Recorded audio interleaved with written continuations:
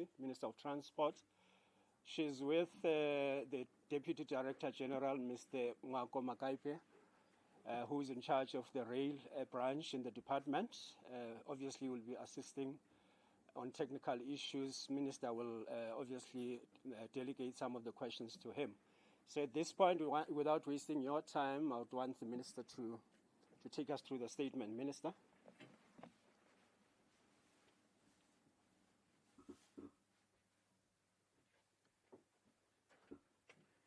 Thank you very much, Mr. Nsibe. Allow me to acknowledge our Director General, our Deputy Director General, and also all the team that have been working on the request for information. Thank you very much for accepting the invitation to this launch, which marks a pivotal milestone in government's efforts to collaborate with the private sector to ensure our rail network and our ports resume their rightful place in promoting trade and economic growth. The roadmap for the freight logistics system in our country clarifies that strategic infrastructure, such as rail lines and ports, will remain in public ownership as assets belonging to the South African people. At the same time, it paves the way for greater competition and rail and port terminal operations, which will attract private investment and improve our infrastructure to world-class standards. In this context, I believe that the efficiency of the logistics system is integral to the functioning of all economies. Today, I am launching an online request for information to develop an enabling environment for private sector participation and enhanced investment in rail and port infrastructure and operations. As you are all aware, South Africa's rail and port infrastructure faces substantial challenges, including vandalism and theft, underinvestment, and operational inefficiencies. All of these currently hinder trade and economic growth.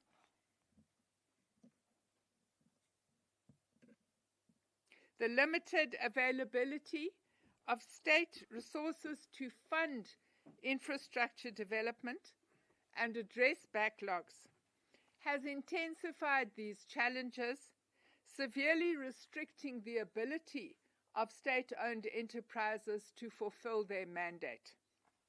Together with Transnet, government has received numerous unsolicited proposals from the private sector, offering investment, skills, and expertise to support the rehabilitation and reform of our struggling rail and port systems. This overwhelming interest has made it clear to the Department and Transnet that we must engage in broad and inclusive market research before issuing requests for proposals in August this year. These are not formal procurement processes in themselves, but a mechanism to understand and source information from the market. To ensure that future requests for proposals are well responded to, government recognizes the importance of understanding the freight logistics landscape through the perspective of interested and affected parties so that our solutions are both effective and sustainable. In this initial phase of private sector participation, the request for information will focus on the following corridors: Northern Cape to Saldanha, bulk mineral corridor, primarily for iron ore and manganese exports, and the Northern Cape to Nelson Mandela corridor, primarily for manganese exports. This includes the complete pit to port rail, port terminal infrastructure and equipment supporting the transport of iron ore from mines in the greater Sishen-Postmasburg region to the port of Saldanha, as well as the movement of manganese from mines located between Hotazel and Postmasburg to the port of Saldanha and to the ports of Port Elizabeth and Ngqocha in Nelson Mandela Bay, and the back of port arrangements. Secondly, Limpopo and Mpumalanga to Richards Bay Bulk Minerals Corridor PSP project for coal and chrome exports, including provision for magnetite exports at the port.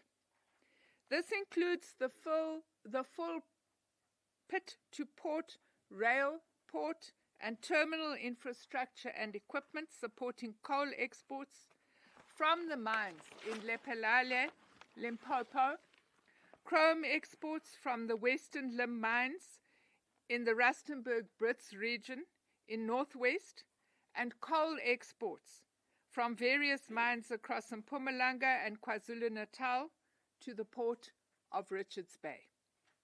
Particular attention is given to the Bayview precinct, where non-Richards Bay coal terminal coal, chrome and magnetite are handled through the dry bulk and multi-purpose terminals and the back of port arrangements. Thirdly, intermodal supply chain PSP project focused on the container and automotive sectors, including the potential designation of the South African container port system as a regional transshipment hub for major shipping lines.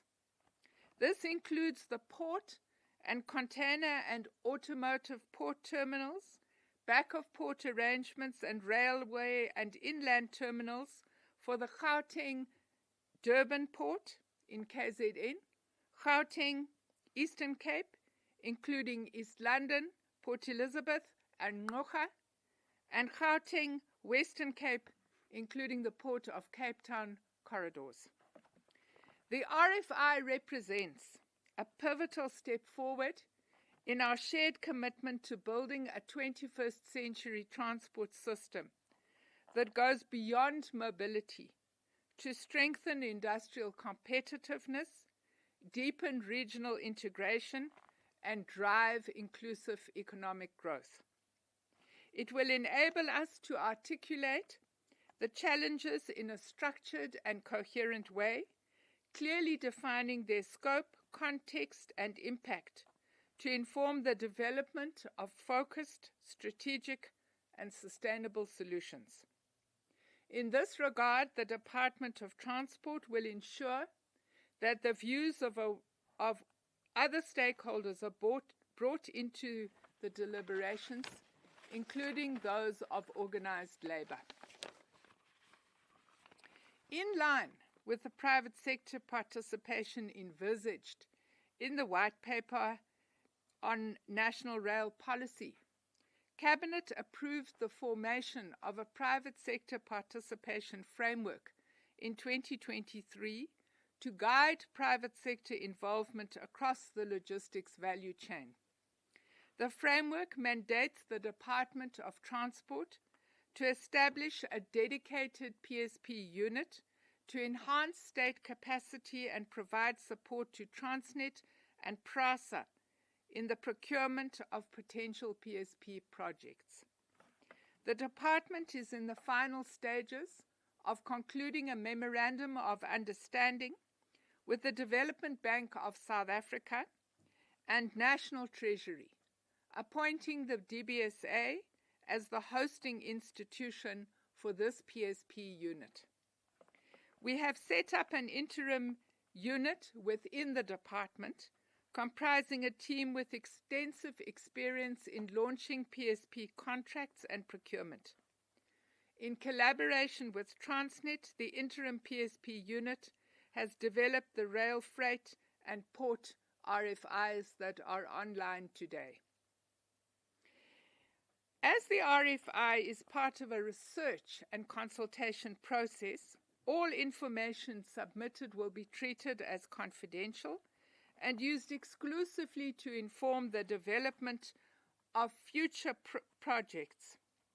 Participation in the RFI offers a valuable opportunity to help shape these future initiatives. The RFI must be completed online and can be accessed through the Department of Transport's website or directly at www.psp/rfi.co.za. The portal will remain open for 8 weeks, from the 24th of March to the 9th of May. Submitted responses will be reviewed and feedback will be provided. Following the conclusion of the RFI phase, the request for proposal will be undertaken through the PSP unit. The PSP unit and Transnet will develop the policy-aligned PSP program, which will enter the formal procurement phase at the end of August. This work is guided by the following principles. First of all reform in Transnet is in accordance with the Cabinet-approved roadmap for freight logistics. Secondly, to ensure a just transition to a reformed rail and port logistics system, prioritizing maximum job retention for employees at Transnet and PRASA, and in this regard we have set up a joint work stream to consult organized labor as the process unfolds. We will safeguard immovable assets by retaining them under the ownership of the state for the benefit of future generations, and prevent the balkanization of the rail and port systems, as has occurred through reform projects in other countries. We will actively promote localization and industrialization and support for key sectors such as steel production and local rail manufacturing. We will demonstrate our commitment to broad-based Black economic empowerment and gender equality by providing strong support to new entrants and emerging players in the rail and port sectors, including small and medium enterprises. In closing, I encourage all interested and affected parties to actively engage in this RFI process, contributing to the PSP unit's efforts in shaping the potential private sector participation program of projects and designing future bid packages for procurement. In May 2025, the department will release the second batch of RFIs, which will be focused on passenger rail initiatives. It is my belief that working together, we will achieve more. Thank you very much.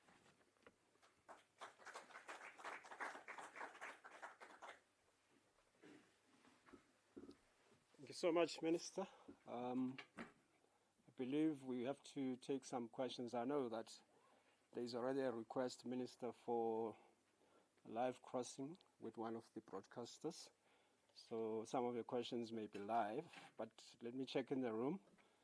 Do we have any questions? Let me just take one set of questions. See, there's a hand right there. Can I have another hand? Any indication? Maybe two hands. Okay, you can go ahead. Just introduce yourself and the news outlet you represent. Go ahead. Good morning. Can you hear me? Yes. I'm Patrick from Creecy. I'm from Anura Partners.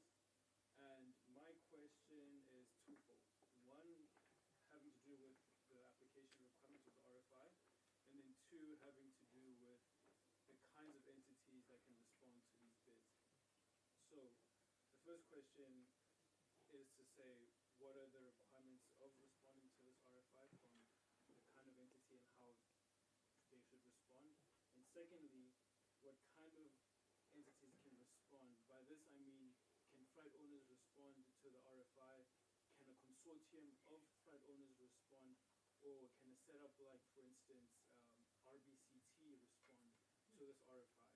And lastly, does the response to the RFI influence the RFP bid? Are they related, or would they then be separate parts of the process? Thank you. Okay, thank you so much. Any other question? Can I just check on the line, Vanessa? Do you have anything on line? There are no questions online. No. Okay. Lisa?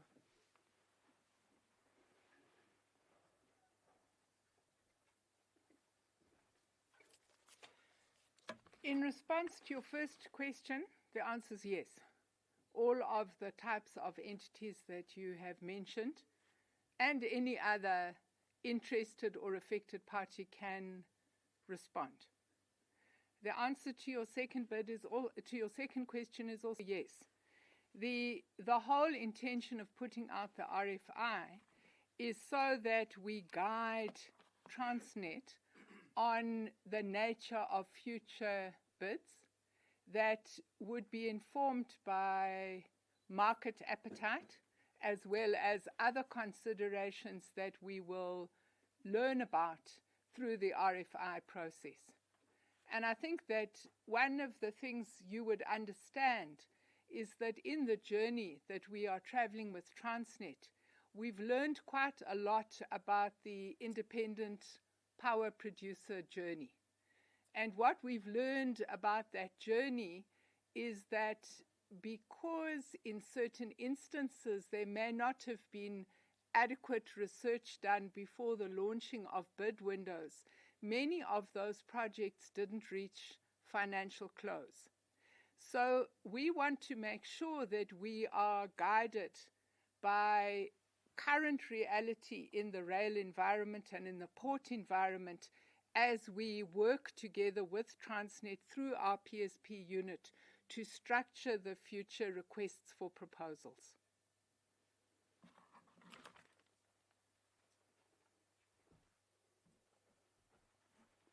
Thank you, Minister. Any other questions? Follow up? First of all, thank you. And then one more question is, in response to the bids, are they taken considering full corridors, or can you have responses relative to parts of the corridor? Because I can imagine some freight owners or some entities have more information to give on parts of the corridors and less on the rest of the corridor.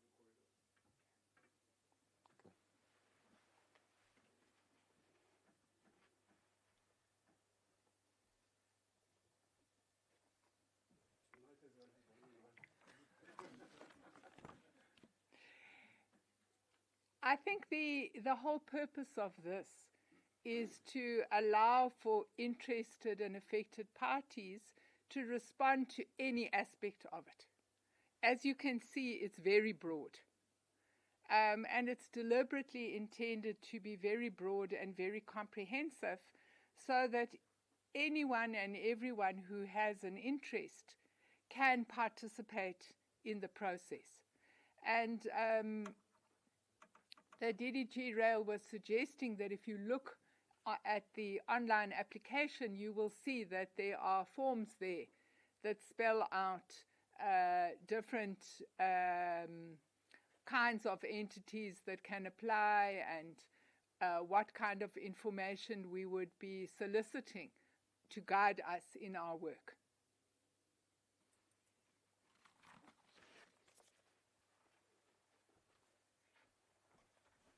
Okay, thank you so much. I suppose that's your last follow-up.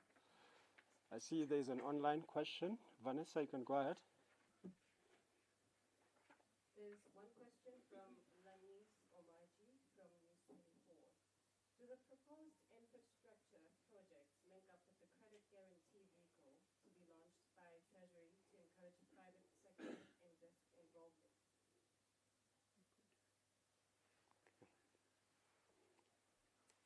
I just check in the room? Any question? We're drawing to a close. Suppose if there isn't any follow-up from online, Minister, you can take that one. If there isn't any follow-up online, then we're going to have to bring it to a close.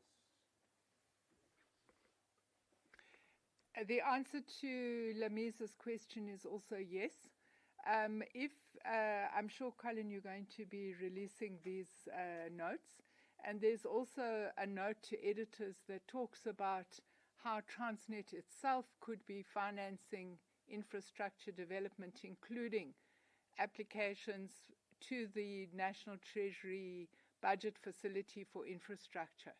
So it's possible that we could go with a blended approach that includes both public and private sector financing.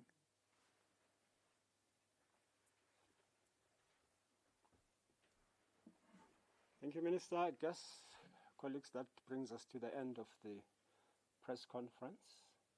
Once again, I do want to detain you, Minister, where you're sitting. Those who would want to do the one-on-ones, if they can remain, and the rest of us, if we can leave the room so that there isn't too much noise as we do the one-on-ones. Members of the media, once again, I would like to thank you for attending the press conference. This brings us to the end.